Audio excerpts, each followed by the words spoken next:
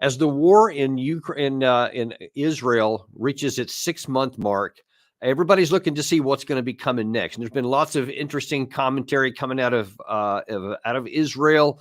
Lots of tactical operations going on, some seemingly contradictory moves, and all kinds of analysis from both those who are pro Biden viewpoint and those who are pro Israel viewpoint. And those are also mixed up in both countries. So it's not like one or the other. There's plenty of people in the U.S. that seem to be more pro Israeli government than they do U.S., but we'll try to untangle some of that. And we have nobody better to do that than Jason Beardsley. I've been missing you, man. Glad to have you back on the show here. And I hope everything's going good. But we're really glad to have you back today.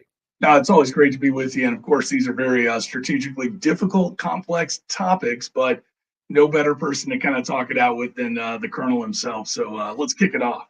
Let's do it. So we had a show earlier today where we kind of talked about the what has happened over the first 6 months of the war and what may happen next. But we want to look at something different, something more on the tactical. What's the very next thing that may be coming up here now? And that is over the weekend. There was a lot of seemingly contradictory signals coming from Israel. On the one hand, there was some headlines that said, hey, they are completely withdrawing from southern Gaza, and they're going to end the ground invasion. That's what the Israeli media was reporting. So that first, it really got my attention because I was like, wow, ending the ground invasion. And of course, I thought, well, this must be as a result of some of the Biden's pressures that they've been saying, hey, you're killing too many innocent people and you have to change some things, or we might, change some of our support. But then we started getting later on in the day that maybe that's not exactly what it meant. It didn't mean necessarily that they were leaving, because it turns out they seem to be getting ready for some additional operations. So just first of all, what did you think when you first heard that the first headline that they were completely withdrawing from the South? Well, I think the language was pretty, let's call it clever. I think the withdrawal that they intended, as we see now, is a southern Gaza withdrawal. And it's an operation that's meant to do, let's call it a breather room or reset for ongoing or continual operations. So what looked like potentially a possible break or change in the situation was really a new phase in the war. And you've been in combat, so recognizing phase lines, and when you reset the forces, this is about clearing areas and then holding areas. And then, once you've got an area that's you've determined cleared, you can move to different areas. And so when you look at the map, this was all the way in the south, the Younis camp, and now they have other intentions. Rafah, which is even further south. They think they've got what they wanted to surrounding sort of Gaza City in the northern strip. So it's really about kind of parsing the land into sort of bands, if you will, the southern band, the middle band, and the northern band. And in fact, toward that end, we also had, I believe it was yesterday, the Defense Minister Yoav Gallant actually pretty much said what you just did there. החמאס הפסיק לתפקד כארגון צבאי ברחבי רצועת עזה. הכוחות יוצאים החוצה ונערכים למשימות ההמשך שלהם. So that was a little bit clearer. Yes, we're getting ready for the next mission. We're not ending anything, which the headline made it sound like they were ending. So that made a lot in the U.S. happy, especially the Democrats, who are for a moment breathing a sigh of relief, because they want this off the table. They want this thing over so that they can get on to November and not have to worry about all this because of all the dying and whatever that the Israelis keep doing toward the Palestinians in their operations of these. But it doesn't look like that's coming. And in fact, a former General Hertling went on CNN to describe what it looks like that Biden may be putting pressure. And he seemed to be leaning toward maybe Netanyahu's side of this discussion.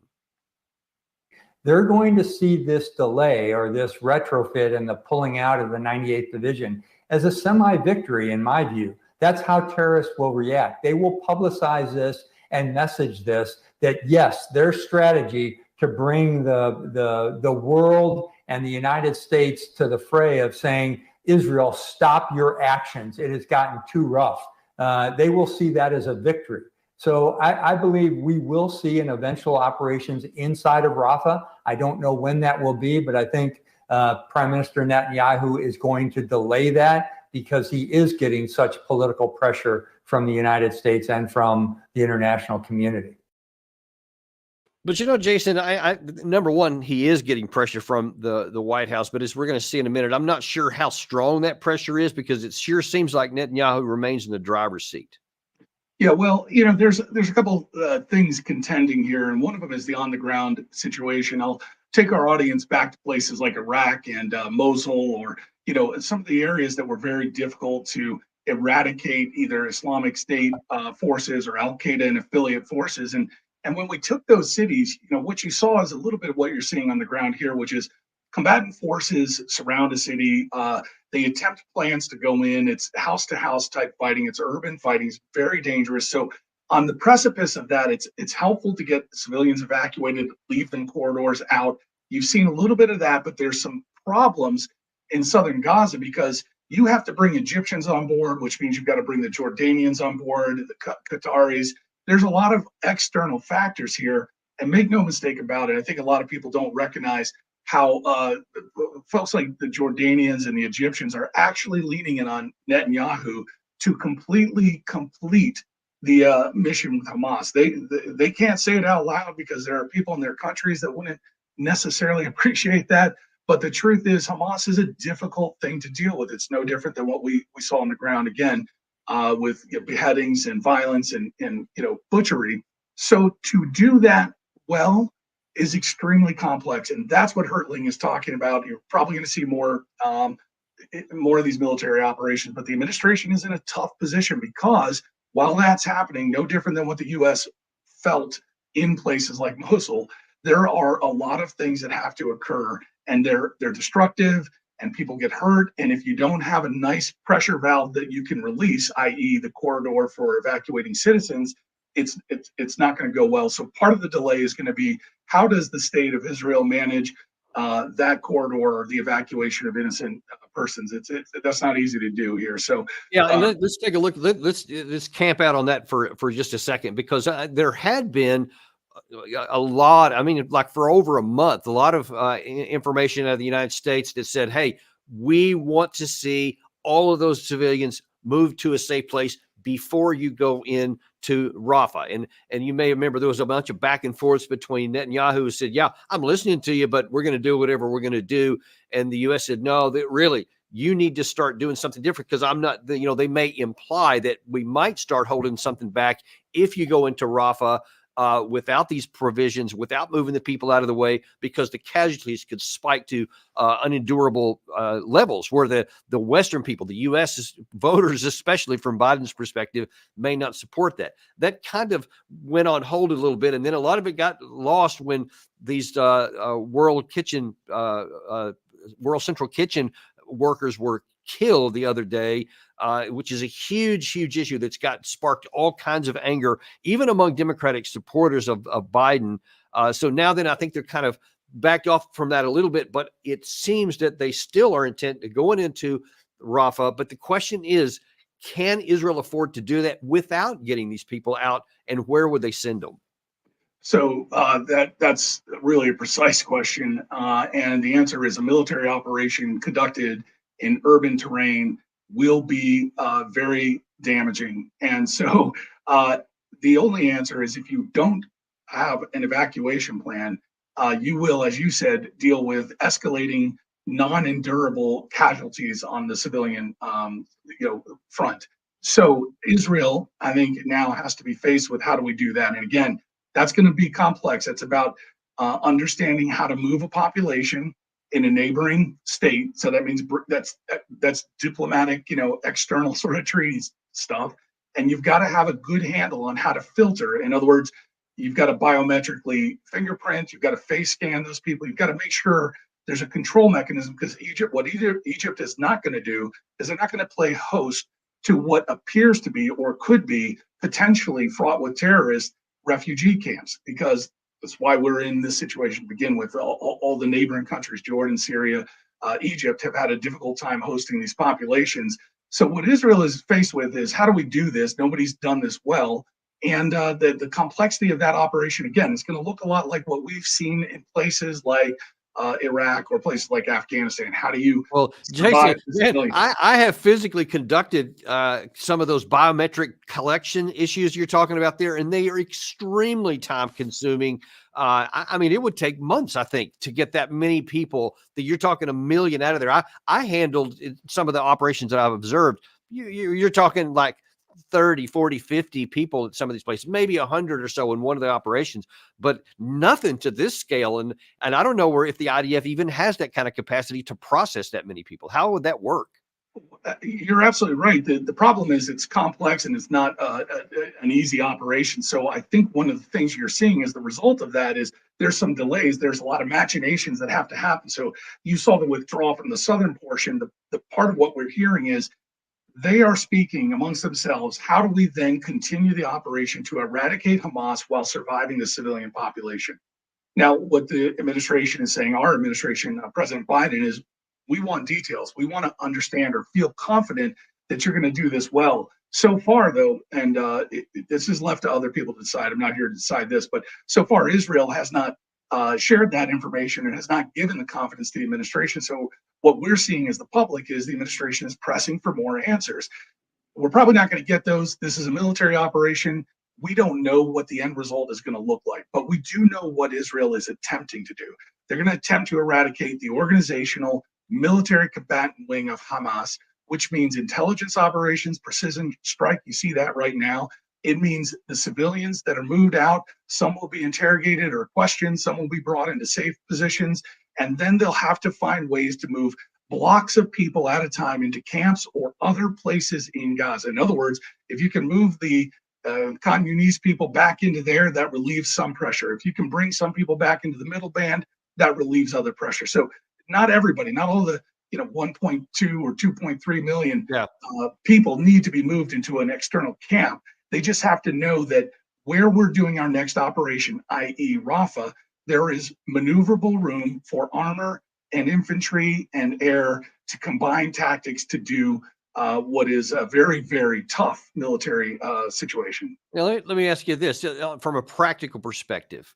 So there is certainly compelling evidence that the rules of engagement for the Israeli Defense Forces in the combat zone, wherever they designate it, is if it moves, it dies. They don't distinguish between anyone. That's why I think that you saw them kill their own hostages, because they just saw a man moving and they shot him. That's why I think the alleged mistake that was made in killing those aid workers the other day with very pinpoint strikes were because they were moving in an area. Now, we can debate whether that was an error or whether that's actually part of their plan, but it seems like when they clear an area or they declare an area cleared, then anyone who's there is killed. So the big question is that they're just in the Rafah area. There's at least 300,000 military-age males there right now.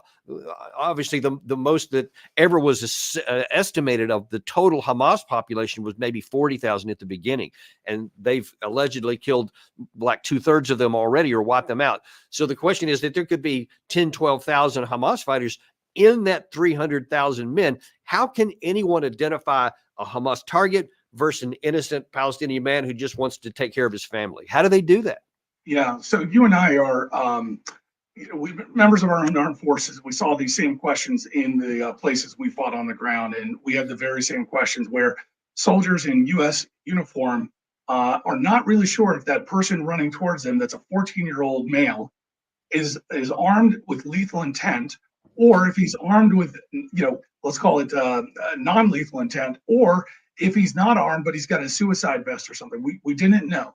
And what we saw in Iraq, what we saw in Afghanistan, don't forget, as we withdrew from Afghanistan, we dropped ordnance on a van full of kids, innocent civilians. When you talk to our Department of Defense, the answer is it was a mistake.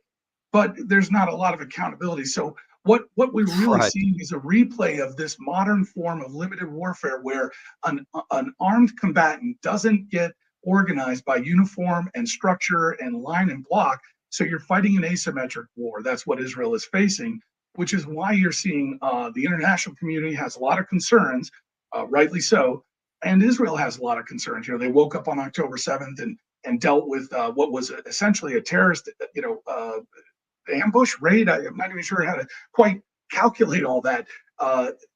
So they're in a very tough position.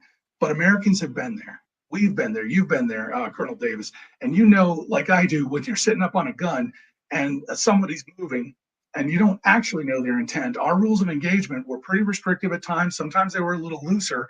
The commanders on the ground had to make tactical decisions based on, first and foremost, the safety of their soldiers, and secondly, the safety and defense of the people within their authority. So that's what you're going to see on the ground. The commanders on the ground are going to make mistakes. So I don't think anybody should be pretending about that. But at the end of the day, the state of Israel has a choice. You either live with a neighbor that is going to create terror incidents like this, or you go to war against an enemy. Now, the challenge with that is at the state level, there are some complexities, whether you look at the governing factors of Palestine and such. Our job as soldiers is to look at this and warn not just our leadership. Our leadership should be warned that when we get involved with these situations, the more we're entangled with it, the more complex it is. And we didn't answer these questions as a United States military on the ground. There were not one clean answer here. This was a range of answers over 20 years that changed per deployment. You'll remember that. So we have to be very careful. And that's why the United States, at the very best, should look first and foremost, the same thing as Israel, as the safety of our soldiers, same thing as Palestine, by the way, safety of our soldiers, safety of our interests first. And the United States interest lies squarely on the backs of our Department of Defense and Joint Chiefs of Staff to ensure that the men and women in the region are not under harm's way from threats that escalate from somebody else's war.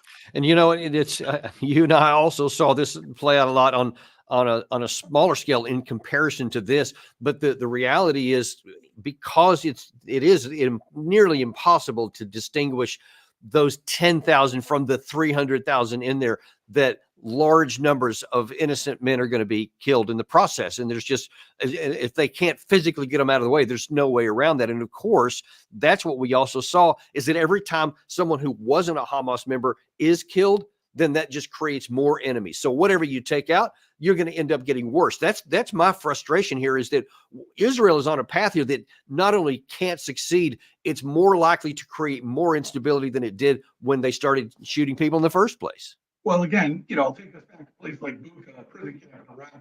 You said it. We took a lot of military-age male prisoners. We put them in detention for 7 days, or depending on the time, released them back into the environment. And next thing you know, they picked up arms. If they were innocent going in, they came out as fighters, right? So we've seen that problem. Right. And the challenge is then, the military challenge is, okay, we left Iraq without actually resolving that situation. We left Afghanistan in the same similar state. So the United States doesn't yet have, let's call it, demonstrated proven performance in this type of asymmetric warfare to really be able to, I would say, come up with the right solution for Israel. I'm not saying Israel is going to have the right solution. I just know that for the United States, this was tough. So how do we do it? We don't know the answer to that. We shouldn't be enviable of being in that position at all. But that's the beauty here, Colonel Davis, is we're not in that position. The United States has an obligation to protect our citizens, our national interest. And so what that means is the administration has to be very careful about over-aggrandizing how much we're involved in these type of conflicts, because it's not going to be easy, and the end result's not going to look much better than what we dealt with in Iraq or Afghanistan. Yeah. In fact, I think you could argue it'll look a lot worse, as is self-evident when you look at the video here. Let's shift gears here. So while some people are talking about going back into Rafah and all the challenges that come with, others in Israel are actually looking farther to the north, because it looks like that the interest of Israel. Well, let me back that up. The interest of the U.S., I think Biden definitely wants this thing over with. He wants it wrapped up because he doesn't want it on the table as he's trying to run for president, and there's all downside for him for this to continue on. But Netanyahu seems to be wanting to go, all right, first let's take care of that part. And then I think that there's evidence that they're looking to go north. They maybe even into into Lebanon, into Hezbollah, or possibly even, quote, taking care of Iran. And it's not idle information, because actually another one of the headlines, Gary, if you can throw that one up there, here also in the last couple of days, It says that all Israel's eyes are on the northern border. After 6 months of war, they're looking up north. And that was reinforced by one of the senior Israeli Air Force generals who in February said this. Dozens of aircraft that are now operating in southern Lebanon are only part of our capabilities. And once the order is given, my intention is that the dozens will turn into hundreds of aircraft that perform all missions within minutes of taking off over the skies of Lebanon. In the scenario of a war in Lebanon, I want to tell you the following. The word attack does not express what will actually happen. There will be massive and significant strikes. Hundreds of targets will be attacked at the same time, also in the depths of the country. Now, listen, I think that from my perspective, when Israel attacked the Iranian general in the embassy in Syria, I think they crossed a huge red line that's going to extremely fire up the Iranian side and make it probable that they're going to do something, possibly within a day or two of now. We'll see how that plays out after Ramadan officially ends, I think, on Tuesday night, our time. But the issue is that some think that Israel was trying to prompt an attack because they want to go to war against Israel. And now that that's just one that I played there for the Israeli side. There's lots of others, generals on the ground that have been talking about going into Hezbollah. Not that Hezbollah is going to attack them, but that Israel is going to attack into the north. The question is, whatever they end up doing down here in the south with Rafah, are they then going to be looking to go and actually, quote, take care of the issue in Lebanon? This is always hard to listen to because these are very tough statements. And some of them may be posture. Some of them, as you said, may be very intent on delivering on their threat. But what we have to, I think, worry about, and this is where I think our leadership has to focus on, is if the Iranians or other forces that are malign interest forces are attacking United States shipping in the Red Sea, are attacking U.S. soldiers in Jordan, or attacking our bases in Syria and Iraq, what it leaves open is the disposition of our forces, irrespective of what happens between the nation states of Israel, Lebanon, and the governing authorities of Palestine. Those things, if we don't control them, which we do not, we can't account for them. And what that means is the likelihood of danger that is posing a risk to our forces increases. And that's where we as an audience and as Americans should be most animated, most concerned, is that we're leaving our forces in harm's way while this trigger, this sort of tension is potentially going to get broke in the Middle East and spill out into an escalating conflict. That should be our primary concern. Escalation is not good for Israel. It's not good for Lebanon. It's not good for Palestine, but it's definitely not good for the United States. So if the president running for election really wants to unencumber himself from those continued violent attacks against U.S. interests, vessels, again, soldiers, there's a way to do that. What I'm missing, Colonel Davis, is in this conversation, why have we not been discussing that component instead of worrying about, hey, maybe Israel does attack Lebanon? I think that could end up with some very disastrous results. We've seen it before, but in this case, why are we leaving ourselves exposed on flanks that don't need to be exposed? And if the answer is a very good one, in other words, if Pentagon can stand up and say, there are some really good reasons why we're placed here and here and here, and show the tactics and show voters in Wisconsin and Ohio and Iowa why it's the important thing to do to station a pocket of 200 U.S. soldiers in the desert surrounded by enemies, show us on paper why that works best for my American pocketbook, my border security, our sovereignty. I'll play along with you. But if you don't show that, then I think we have the right to call into question what's the disposition of the United States forces and why are we left vulnerable during this tense time between these parties that are unlikely to resolve their conflict anytime soon. Well, that is, and that's one of the biggest issues I've got and have had from the outset, is that our troops, especially in Iraq and in Syria or in Jordan, are nothing but strategic vulnerability. As we've seen, we've already lost 3 of them. We've been complaining about that for a long time now, and 3 are already been killed. Now, if this thing escalates, because Iran is going to do something, I don't know what, they're probably going to try and thread the needle so that they don't draw the U.S. in, but they can't go too small either, or they won't be able to placate their own hardliners in their own countries. So something's going to happen.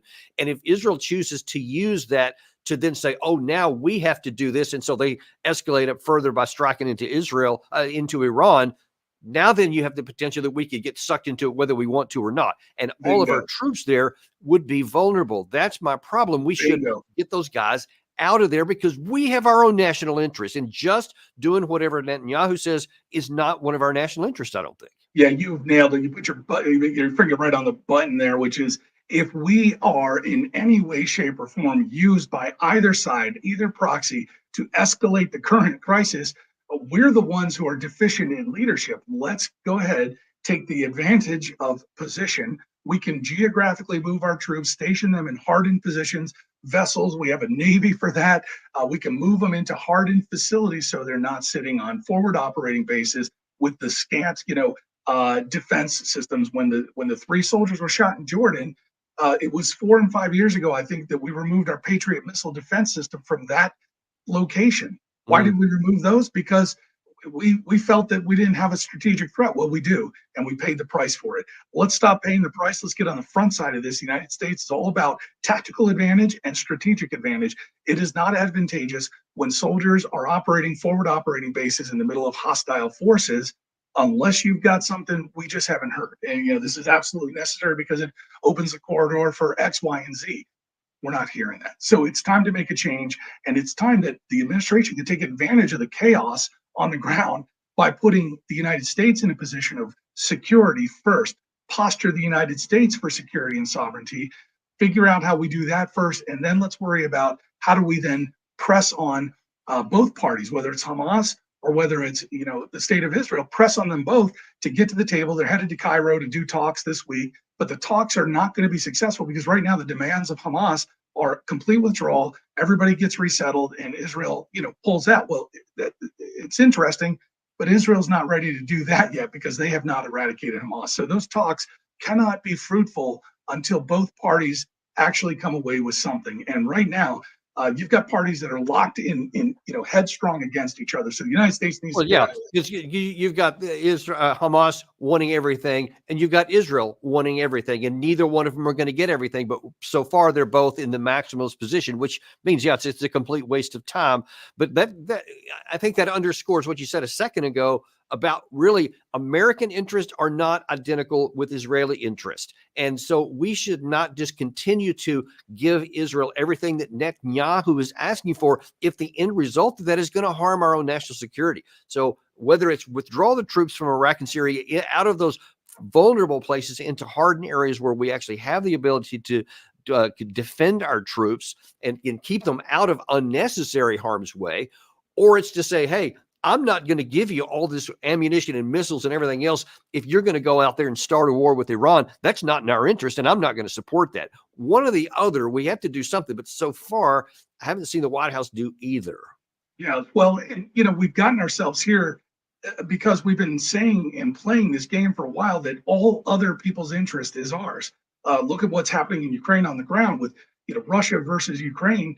We have made that a strategic, let's call it a watchword for democracy. Somehow, if Ukraine, and this is not to weigh in on whether it should, would, or could, but the idea that we have stated that the Ukraine holding Russia or beating Russia or reclaiming territory will be the end or the beginning of democracy is ridiculous. So the lunacy behind that type of discussion then puts us in the same position where we're now talking about Israel and Hamas or Gaza, which is that once again, the American people are treated to this idea that if we don't do this, democracy at large will be threatened, when in fact we think that there's something else.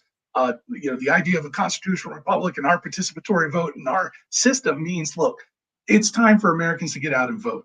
You've got to go and flex your voice because that's the only product we have that can influence our leadership to say, listen, we believe in America. We're not sure what's happening in Ukraine. We're not sure about Russia. We don't know about Israel. We don't know about Hamas and Gaza. But here's what we do know. Our national sovereignty is important. Our border is important. Our men and women who are serving our country are important. So let's get leaders who talk in the form of first protect our interest and then begin to weigh in and put pressure on economic sanctions, whatever you want, short of war, to influence the other nations. And that's why if we don't vote in these elections, these knuckleheads, excuse me, up on Capitol Hill will continue to write these blank checks and pretend that everybody in the world's problem is ours first, but that's not the case. And there's such a great example of that over the weekend by Jack Keane, who again seems to be more focused on Netanyahu's needs than he does on America's needs when he said this. I really think behind the motivation of the president and his team is they really want the fighting to stop. They're not saying that, but I think that's the implication of it. And that, if that happens, underscore what you just said. Because if you leave multiple battalions effective in Gaza and most of the leaders effective in Gaza and the war terminates on those conditions, Hamas wins militarily in the long run. Why? Because they are effective enough to reattack at some point. See, he's not even talking about what we should do for our national issues. He's basically saying what's wrong with Biden because he's not doing everything that he's told. And that's not in America's interest, as you keep pointing out here. And that, one of the reasons we keep putting this up there is to call it out and to hold people accountable for this stuff. You want to say this stuff, well, we're going to expose that this is not America's interest. This is not helping our country. This is helping somebody else, which ironically won't help them either. I want to point that out. Well, that's the other thing, Colonel Davis. We don't need to infantilize Israel, the state of Israel, or even Palestine. We don't need to deign to know what is the best interest for them or weigh in on that. That's their decision. They're a sovereign nation state. And what we can do is step back a little bit, get our hands off it and say, listen, we understand, General Keane may be right that if you don't eradicate Hamas, there will be ongoing attacks and threats. We would say the same thing about ISIS, Al-Qaeda, Taliban. We've said the same thing. The point is, that shouldn't be our first concern. That's not the cause of America.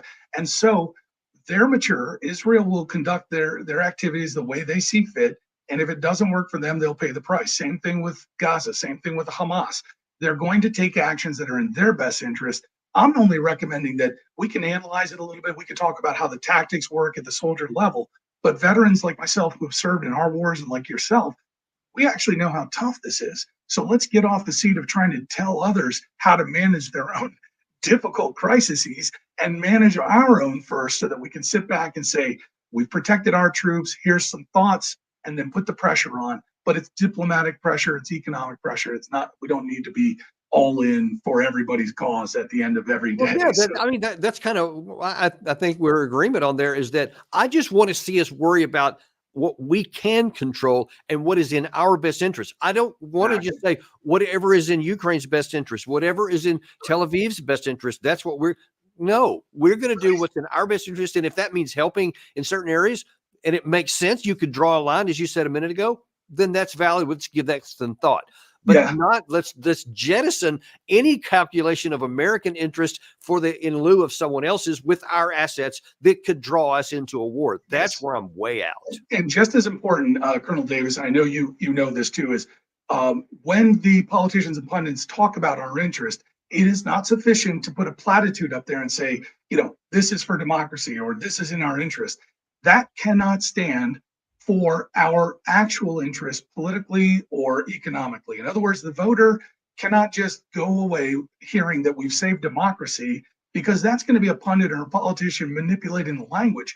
Explain what you mean. Explain to me why when the Donbass sits in the province or under the authority of Russia in Moscow, tell me why democracy in Wisconsin doesn't work. I'm just interested. And if you can do that, show us the linkage. Okay, fine. But what the American audience has to do is we cannot allow for the language to be so general that everybody's, red straw or red herring argument works to jeopardize our own forces, to jeopardize our own economy. Right, exactly. And in the last few minutes we have here, especially as we're just really sitting with and anxiously waiting to see what Iran is going to do in retaliation for their embassy being attacked. What would you suggest that the U.S. do in either if it's something medium or even something big, as long as Iran doesn't attack American forces, that would be a different calculation. But if Iran just goes after something Israeli, what do you think the U.S. should do to prevent this from escalating and us getting drawn into a war? a little bit like we've talked about this before. Some of the range of tools in the arsenal of the United States system includes, let's call them subterranean warfare mechanisms, cyber, economic, those type of things. So, for example, when the Houthi rebels were shooting our ships in the Red Sea and attacking commerce vessels, the United States launched some, let's just call them, they launched some less than war attacks against the nation state of Iran, which helped disable some of their functioning assets that were negotiating those attacks. So they know our capabilities. It's pretty clear that we've spoken to them on this and given them the heads up, like, as you continue your warfare, we'll ratchet up ours. They need to know that. And that's how the United States applies pressure below the threshold of war. And we did that in conjunction with attack. So it's not to say that you always separate the two, but you have multiple tools. You've got to use them. That's what statecraft is about. That's what diplomacy is about. And all these guys are talking on the back channels. That's why you see folks picking up the phone or hear about it. And that's why we saw when Iran said, hey, we're going to slow down our Shia forces in Iraq. We're not going to attack you anymore. That's a result of that backside pressure. So we have to continue that. Yeah, well, I'm all for that. I mean, I've always been. I think we've used the diplomatic tool, the non-lethal one, far too infrequently to our demise. But yeah, I want to see that continue on. Well, we'll continue keeping an eye on this. Jason, thanks so much for coming on and giving us this great expertise today and your analysis. And as things continue to develop, we'll keep talking about this and figuring out whatever's next. It's always a good day when Colonel Davis calls you, but it doesn't mean it's always a good day. Right. Yeah, I guess. Yeah, that is kind of bad on that, but I'm glad we have you to be able to talk about this and to provide some clarity for our viewers that, here's the real issue. Sometimes you get like, whether it's Kirby or some of these others, they want to give you the platitudes, but we give you the truth. And so we're going to continue to do that. Thanks so much for joining us today. Please come back at 3:00 this afternoon, where Doug McGregor is going to talk about some blunt truth in the Ukraine war with some of these probably same concepts. You're not going to want to miss that. Be sure and like and subscribe and share this with all of your friends. It makes liking and subscribing and sharing this video means more than you may think. Then it helps expand the reach that we have, so other people get to hear this truth too, because you're not getting this in many of the other mainline forums. So thanks for joining us. We'll see you this afternoon on Daniel Davis Deep Dive.